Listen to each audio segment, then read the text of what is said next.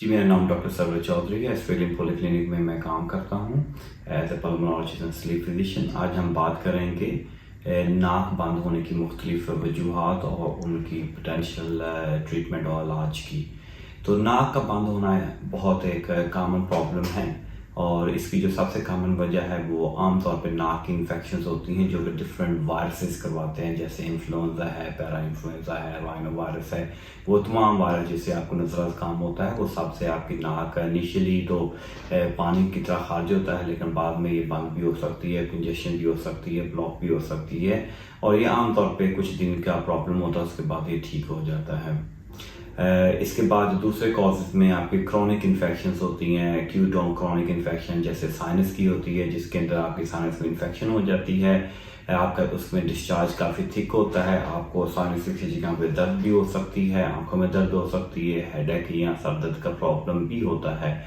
ऐसे पेशेंट आमतौर पर केरा पीछे नाक में गिरने की शिकायत भी करते हैं। एक्यूट साइनसाइटिस आमतौर पे फ्लू के बाद होता है, ये आम एक हफ्ते के बाद जब आपको ये सिम्टम्स हो तो इसका मतलब कि साइनसाइटिस हो चुका है। कुछ पेशेंट्स को लंबे अरसे तक क्रोनिक इन्फेक्शन का सामना होता है जिसको ऐसी ऐसी सिम्टम्स चलती रहती हैं, लेकिन ऐसे पेशेंट में आमतौर पे बुखार कम होता है। इसके अलावा जो दूसरी कॉमन वजह है नाक बंद होने की वो एलर्जीज हैं। नाक और जो साइनस की एलर्जी है उसकी मुख्तलिफ वजूहात हो सकती हैं जिसके अंदर पोलन है, डस्ट है, स्मोक है, ये कॉमन वजूहात हैं। इन वजह से जब होता है तो वो सीजनल कई दफ़ा हो जाता है, स्पेशली मौसम बहार के अंदर ऐसी अलामत ज़्यादा हो जाती हैं और वो अलामत जैसे जैसे एलर्जन का एक्सपोजर रहता है उतनी देर तक चलती रहती हैं, कई दफ़ा उसके बाद भी चलती हैं कई हफ्तों और महीनों में। आमतौर पे पानी बहने की शिकायत ज़्यादा होती है, लेकिन कई दफ़ा थिक डिस्चार्ज भी हो जाता है और साइनस में कंजेशन भी हो जाती है जो कि जस्ट साइनस इन्फेक्शन की तरह महसूस होती है।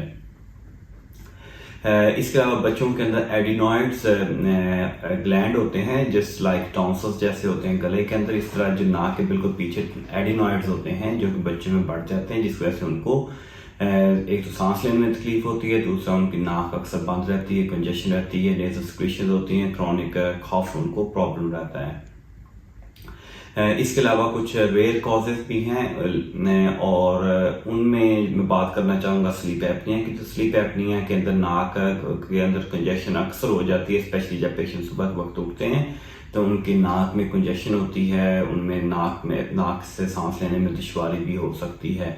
ऐसे पेशेंट आमतौर पे खराटों की कंप्लेंट करते हैं, उनके गले में इरिटेशन होती है, जब सुबह उठें तो उनको हो सकता है कि हेडेक या सर दर्द का प्रॉब्लम रहता हो, दिन के वक्त उनको थकावट रहती है और उनको बार बार या ज़्यादा नींद आती है। इसके अलावा कुछ और रेयर कॉजेज भी हैं जिसकी वजह से नाक बंद हो सकती है।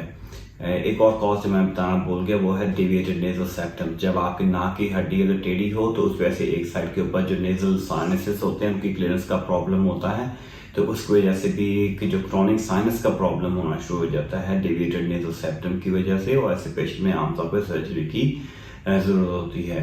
अगर ऐसे पेशेंट्स लॉन्ग टर्म उनको अच्छी तरीके से मैनेज ना किया जाए तो उनके अंदर बहुत ज़्यादा और बड़े साइज के पॉलिप भी बन जाते हैं जिनको कई दफ़ा सर्जरी से रिमूव करने की ज़रूरत पड़ती है।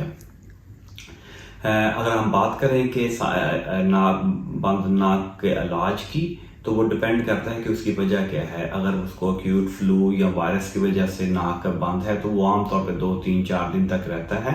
उसमें आप नाक में सेलाइन इस्तेमाल कर सकते हैं या नाक को पानी से साफ कर सकते हैं और ये जल्द बदेर ये ठीक हो जाता है।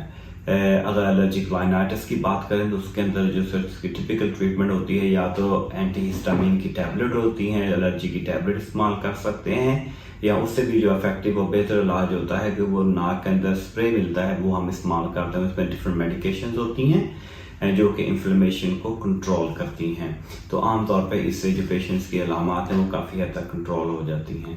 अगर किसी को एडिनॉइड बढ़े हुए हैं, टॉन्सिल्स बढ़े हुए हैं तो स्पेशली बच्चों के अंदर तो कई दफ़ा उनका ऑपरेशन करना पड़ता है।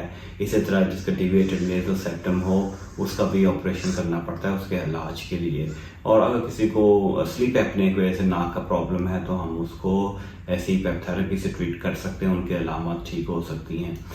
जो मैंने कॉजेज डिस्कस किए हैं, इसके अलावा भी कुछ और काजेज हो सकते हैं, लेकिन वो जनरली अनयूजुअल होते हैं, रेयर होते हैं, और डॉक्टर डिपेंड करता है कि आपके सिम्टम्स कैसी चल रही हैं, उनके लिए भी इन्वेस्टिगेशन फर्दर की जा सकती हैं। तो अगर आपको लगता है कि आपको नाक का काफ़ी प्रॉब्लम है, जो कि काफ़ी दिनों में चल रहा है, काफ़ी हफ्तों में चल रहा है, आपकी नींद को मुतासर कर रहा है, आपकी डेली एक्टिविटीज़ को मुतासर कर रहा है, तो you should see your nearest physician for further assessment, ताकि हम उसकी जो है ना एग्जैक्ट कॉज को फाइंड आउट कर सकें और उसका ट्रीटमेंट कर सकें।